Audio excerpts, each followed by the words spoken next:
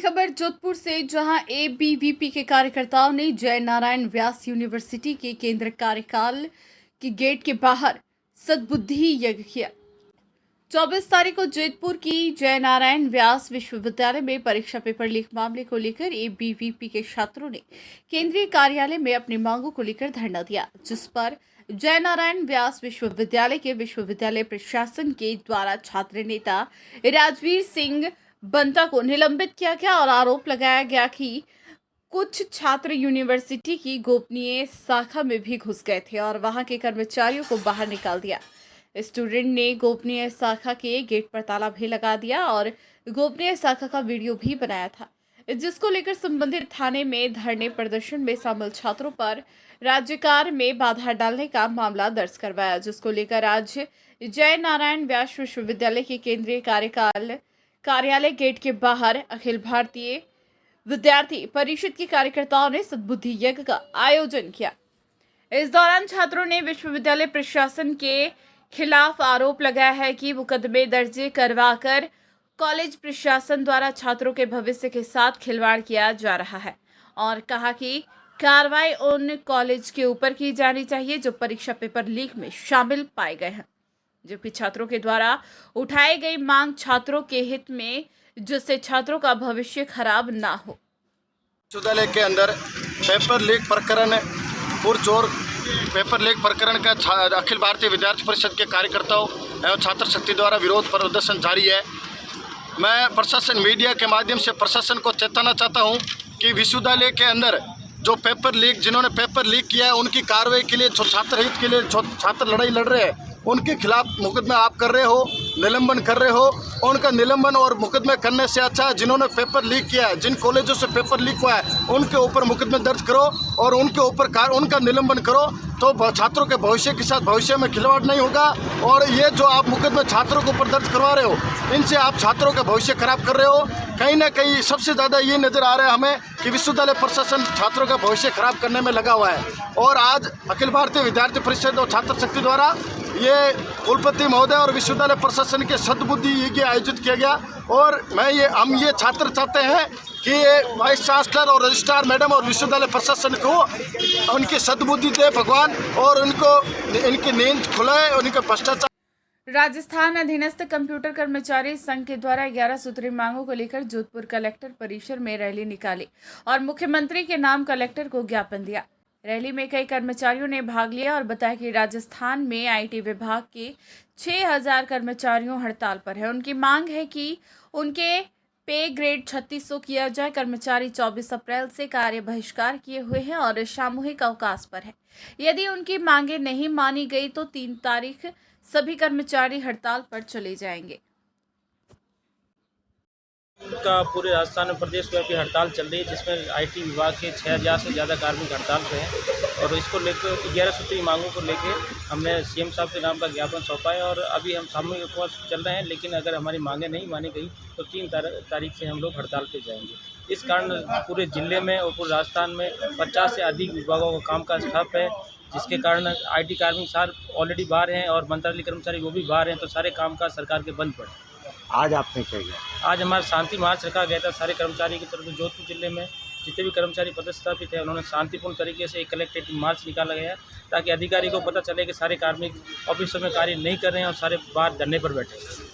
आपका नाम? सुमेर चौधरी, जिलाध्यक्ष आईटी यूनियन जोधपुर। कंप्यूटर संघ 24 तारीख से सामूहिक अवकाश पे जा रहा है। हमारी कुछ मांग है, 11 सूत्रीय मांग है, उस पे भी उसको पूरा करने के लिए धरना रखा गया है। धरने पे बैठे हैं सब जने और महंगाई राहत कैंप भी लगा हुआ है, उसका भी हम लोगों ने बहिष्कार किया है। हमारा उसका बहिष्कार करने के पीछे मेन उद्देश्य यही है कि जो आईए का ग्रेड पे है वो 3600 किया जाए। और बड़ी खबर राजस्थान ब्राह्मण महासभा चुनाव प्रकोष्ठ जोधपुर की ओर से राष्ट्रपति के नाम जिला कलेक्टर को ज्ञापन सौंपकर मांग की है कि माननीय न्यायालय द्वारा समलैंगिक कानून को मान्यता देने का जोर दिया जा रहा है। यह कानून भारतीय संस्कृति के खिलाफ है। विदेशों में इस कानून को लागू किया गया है, लेकिन भारतीय संस्कृति के परिवेश में इस कानून का कोई औचित्य नहीं है। ज्ञापन में मांग की है कि इस कानून पर रोक लगाई जाए। जो वर्तमान में भारतीय संस्कृति और सभ्यता पर पश्चिमी देशों के और एनजीओ के वजह से जो हमारी संस्कृति और सभ्यता पे जो छेड़छाड़ करने का जो प्रयत्न किया जा रहा है माननीय न्यायालय के द्वारा, जो समलैंगी कानून बनाने की जो योजना बनाई जा रही है, उसे अब ब्राह्मण समाज विरोध करता है, क्योंकि भारतीय संस्कृति और सभ्यता के अंदर यह कतई स्वीकार नहीं है कि समलैंगिक विवाह को मान्यता दी जाए। हमारे यहाँ प्राचीन काल से सभ्यता और संस्कृति में दो विपरीत लैंगिकों के साथ विवाह ही मान्यता प्रदान की गई है। पाश्चात्य देशों में वह विवाह प्रथा नहीं है, वह एक समझौता है, वह एक अनुबंध है जो हम भारतीय संस्कृति में स्वीकार नहीं कर सकते हैं। इसलिए आज हमने समलैंगिक कानून के विरुद्ध यहाँ राष्ट्रपति के नाम ज्ञापन दिया है और राष्ट्रपति से हम निवेदन करते हैं कि यह कानून बनाना लोकतंत्र का विधायिका का काम है, न कि न्यायपालिका का। इस प्रकार लोकतंत्र के अंदर हमारी सभ्यता और संस्कृति का गला घोंटने का कार्य या न्यायपालिका कतई औचित्य नहीं है और हम इसको स्वीकार नहीं करेंगे। लोकतांत्रिक पार्टी द्वारा राष्ट्रपति के नाम जिला कलेक्टर को ज्ञापन सौंपकर दिल्ली में जंतर मंतर पर चल रहे पहलवानों के आंदोलन पर संज्ञान लेने की मांग की। राष्ट्रीय लोकतांत्रिक पार्टी के कार्यकर्ताओं का कहना है कि रेसलिंग फाउंडेशन ऑफ इंडिया से जुड़े पदाधिकारी पर यौन शोषण का गंभीर आरोप लगा है, लेकिन भारत सरकार द्वारा कोई कार्रवाई नहीं की जा रही है। पिछले 3 दिनों से जंतर मंतर पर पहलवान धरना देकर बैठे हैं, लेकिन भारत सरकार कोई कार्रवाई नहीं कर रही है।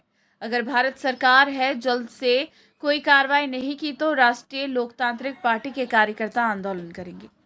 बताएं। जी, आज राष्ट्रीय लोकतांत्रिक पार्टी के सुप्रीम को कल ऐलान किया था कि जो देश का गौरव है पहलवान, आज वो अपनी मांगों को लेकर धरने पे बैठे जंतर पर दिल्ली पे। तो उन्होंने ऐलान किया था कि राष्ट्रीय लोकतांत्रिक पार्टी तमाम जिला मुख्यालयों पर धरना देंगे। उसी क्रम में हम जोधपुर जिला मुख्यालय पर धरना देना आए और ये केंद्र सरकार से मांग है कि आज देश का गौरव, जब खिलाड़ी जीतता है, गोल्ड मेडल लाता है, स्वर्ण मेडल लाता है, जब बात करते हो कि ये देश का बेटा है, और आज क्यों एक सामाजिक का बेटा बना के उसके साथ अन्याय किया जा रहा है। ये कौन सा राज था? यहाँ हिटलरशाही आ गई वापस से इस देश के अंदर, जो हिटलरशाही का राज आ रहा है। एक सांसद आपके काबू में नहीं आ रहा, उसके ऊपर एक मुकदमा दर्ज करने में इतनी आनाकानी कहाँ है? अगर जब कोई यौन शोषण का आरोप लगाए, अगर यही कोई विपक्ष का नेता होगा तो आप अभी तक जेल में ला के डाल देते। आपका पार्टी का नेता, इसलिए आप अभी तक मुकदमा दर्ज नहीं कर रहे हो। ये बड़ी विडंबना की बात है। आज खिलाड़ियों के साथ अन्याय हो रहा है। राष्ट्रीय स्तर के खिलाड़ी जो अपने इस भारत माता का, किसान का नाम जो विश्व के धरती पर रोशन किया, उन लोगों को आज सड़क पे बैठना पड़ रहा है इस देश के अंदर। इससे बड़ी कोई विडंबना नहीं हो सकती। हमारी केंद्र सरकार से मांग है, राष्ट्रपति के नाम ज्ञापन सौंपा है और उनसे मांग है कि तुरंत इनकी जो मांगे हैं उनके ऊपर संज्ञान ले, उनके ऊपर कार्रवाई करे और मुकदमा दर्ज करके जो भी दोषी है, हम ये नहीं कहते कि अगर दोषी नहीं है वो मुकदमा दर्ज करे। अगर दोषी है तो दूध का दूध पानी का पानी हो जाएगा। दिक्कत कहाँ है? जब आप हर मामले में सीबीआई जांच, ईडी लगा सकते हो तो इस मामले में क्या दिक्कत आ रही है? मुकदमा दर्ज कर जांच की जाएगी, पुलिस पता चल जाएगा। अगर दोषी है तो उस आरोपी को गिरफ्तार करे। कौन सा है इतना बड़ा, कौन सा बादशाह जो आप उसको, एक सांसद आपके काबू में नहीं आ रहा देश का? ये इसी मांग को लेकर हम धरना प्रदर्शन किए और आगे भी अगर नियंत्रण नहीं मांगी इस मांगों के तो बड़ा आंदोलन किया जाएगा, जो कि राष्ट्रीय सुप्रीमो कल हमारे बताया था कि अगली बार जब दिल्ली के जंतर मंतर जाएंगे तो हम पूरी सेना के साथ जाएंगे। जोधपुर नगर निगम उत्तर की महापौर कुंती परिवार के साथ बुधवार रात कांग्रेस पार्टी द्वारा सूरज सागर क्षेत्र में किए गए विकास कार्यों के कार्यक्रम के दौरान एक हिस्ट्री सीटर द्वारा महापौर कुंती परिहार से बदतमीजी की गई, जिसको लेकर कांग्रेस के जनप्रतिनिधियों ने पुलिस कमिश्नर रविदत्त गौड़ से मुलाकात कर आरोपी के खिलाफ सख्त से सख्त कार्रवाई करने को लेकर ज्ञापन दिया। इस दौरान शहर विधायिका मनीषा पवार, पशुधन बोर्ड अध्यक्ष राजेंद्र सोलंकी, जिलाध्यक्ष नरेश जोशी सहित कांग्रेस के कई वरिष्ठ पदाधिकारी मौजूद थे।